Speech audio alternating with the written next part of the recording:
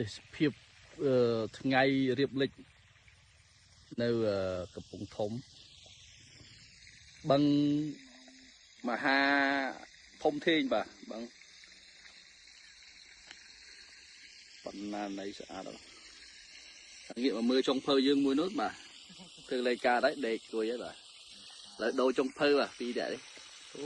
ចុងភៅធ្វើអីគេបាទមកបីចុងភៅខម៉ាំ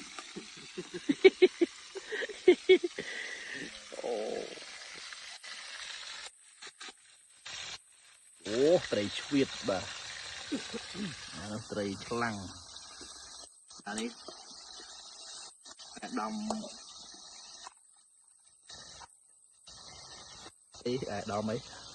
ដីក្តារយើងហ្នឹងចម្លើយវាបើទៅថាអាម៉េចចុងភើបាទអត់ទេចុងភើអត់ឆ្លោះទាំងអស់បាទ